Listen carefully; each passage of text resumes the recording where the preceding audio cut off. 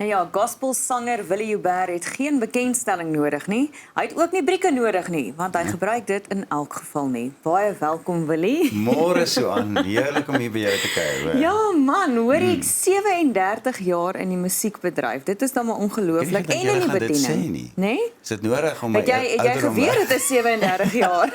Nee, ek moes dit gaan uitwerk. Mens moet baie keer omtrent notas Ja, maak ja, daarvan. Hè? Jy ja, kom verseker. naderhand nie agter hoeveel jare gaan verby Ja. nie.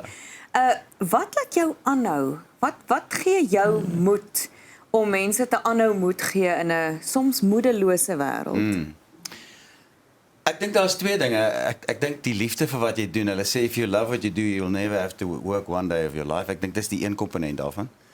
Maar ek dink verseker die tweede komponent is die feit dat as 'n mens 'n roeping het op jou lewe, dan is jou roeping die ding wat jou dryf. Macbeth het 'n spreekwoord wat 'n gesegde gehad wat hy gebruik het wat sê the spur that pricks me forward. En dis daai dingetjie wat hulle gebruik wat hulle maak nie perd seer nie, dit klap net op sy bout en dit gee hom spoed, dit maak dat hy vorentoe gaan. En ek dink my roeping, die feit dat ek toe ek nog 'n jong seun was, geïnspireer was deur Jan de Wet en Oscar Ehrensberger en daai ouens en uiteindelik self in die bediening ingekom via 'n radikale bekeringservaring. En toe het ek 'n baie besonderse roeping ontvang en dit het my deur die jare, dink ek, gedryf tot nou toe. Nou toe ek elke keer as ek probeer om iets anders te doen, dan lyk dit vir my trek die Here my maar net weer terug na wat ek veronderstel is om te doen, wat ek voorgeroep is, ja. Sjoe. Willie, hoe het jy as kunstenaar en dalk aanbiddingsleier oor die jare gegroei en verander? Sjoe, ek het begin met opera musiek. Ek is formeel opgelei as 'n opera sanger. So ek onthou toe ek heel eerste keer in Decibel Studios waar Gey en Rina en Mimi Koetsen almal gesing het ek toe ek die eerste keer daar gesing het, as ek nou terugdink, toe ek dit gehoor het en as ek nou daarna luister, dan kan ek nie dink dat ek so rasseskrede verander het nie. Want ek moes oorleer sing letterlik. En veral met Afrikaanse kontemporêre musiek het ek moes letterlik my hele styl verander. En deur die jare het ek dink die dissipline van wat ek doen en wat ek graag wil wees en sing in die genres wat ek wou, want ek het letterlik nou al alle genres gesing. Het ek ontwikkel en ek dink ek is nou op die plek waar ek wil wees. Ek hoop ek hoop jy vrae geantwoord, maar ek dink ek is nou nog steeds op 'n plek waar die konstruktiewe spanning van nuwe musiek, nuwe genres en om ek dink toepaslik te wees Ja. vir die mark daar buite is 'n geweldige belangrike ding en dit dryf my, ja. Ek moet sê ek het nogals Josh Groban vibes gekry met Trane in die Hemel wat jy na COVID uitgebring het wat nou al oor 1 miljoen besoeke op verskeie platforms behaal het. Hoe het hierdie liedjie tot stand gekom? Die liedjie is geskryf deur 'n gedigteskrywer, David A. James. En David het dit deur 'n AI program het hy dit verwerk en toe op sosiale media gesit. En ek het die liedjie ontdek op sterkte van mense wat dit gepost het, wat iemand aan die dood afgestaan het. En toe het ek besef hoe 'n kragtige lied dit is om mense te bemoedig in 'n tyd waar baie mense iemand spesiaal moet afstaan aan die dood. En dit bemoedig enige iemand om na die lied te luister in die persepsie of die wete dat daar 'n dag gaan aanbreek wat ons mekaar weer gaan omhels. En daar's die argument dat daar nie trane in die hemel gaan wees nie, maar nie trane van hartseer nie. Maar daar gaan verseker trane van blydskap wees. Veral wanneer ons geliefdes gaan ontmoet. En ek dink die meeste wanneer ons God vol kleur gaan beleef, gaan ons verseker emosioneel en tranerig raak daaroor om hom te kan beleef in die volheid van wie hy is, van sy wese. So die lied bemoedig mense wat seer het, wat nog sukkel om afstand te doen van daai persoon wat hulle elke dag by hulle gehad het.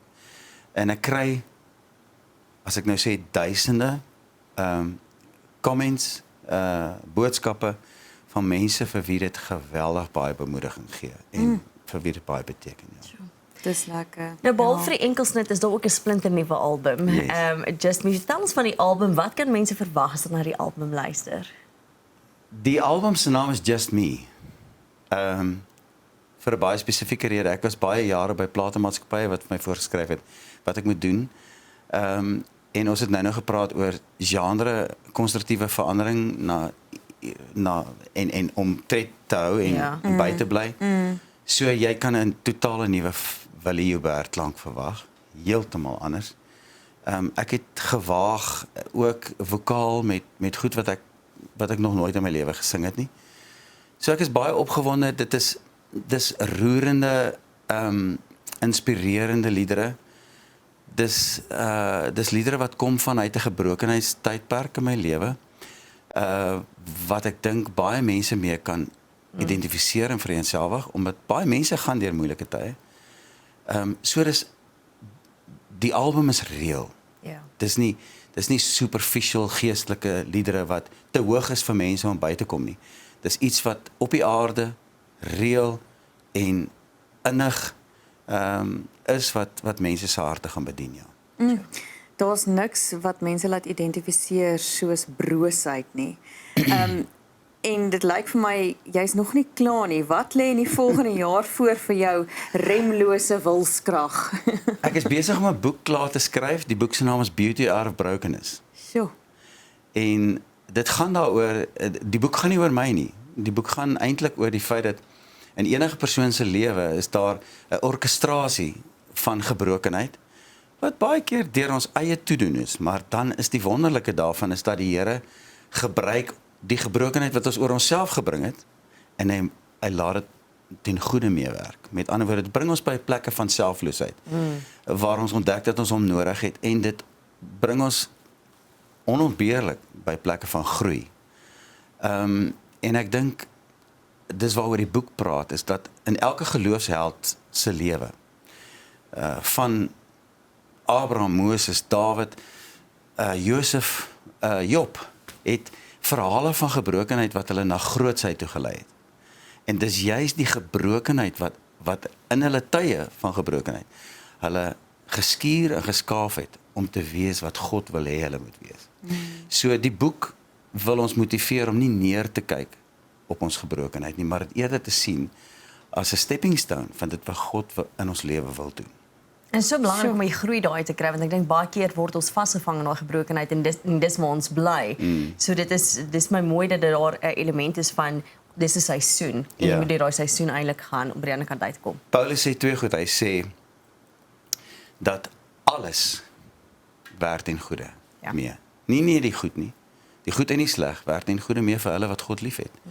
En dan sê hy vir die Filippense in Filippense 1 sê hy die goeie werk wat God begin het in jou lewe, sal hy getrou wees om te volëindig. En dit sluit die orkestrasie van gebrokenheid in jou lewe, sluit dit in. Hy wil dit gebruik tot jou goed, om jou as persoon 'n beter mens te maak. Ja. Hy gebruik al die paaie waarop jy gaan, die woestynpaaie en die oasepaaie om tot by 'n punt as jy dit toelaat. Ja. En om dit alles raak te sien, dit is die belangrikste. Ja, as jy nie bitterheid en onvergewingsgesindheid in jou hart toelaat en toelaat dat dit jou bitter maak. Ja, absoluut. Verseker. Willie, dit was so lekker om met jou te gesels. Ons sien verskriklik uit om Just Me, die hele album, te gaan luister. En as jy nog nie het nie, gaan luister ook na Trane in die Hemel. En ons sien ook baie uit na die musiekvideo wat nou gaan speel. Mag jou dryfveer veerkragtig bly en jou bene nooit moeg raak op die inspirerende pad wat jy stap. Baie dankie Suan en dankie Jennifer. Dit was so lekker om saam met julle te gesels, hoor. Hier's Willie Joubert.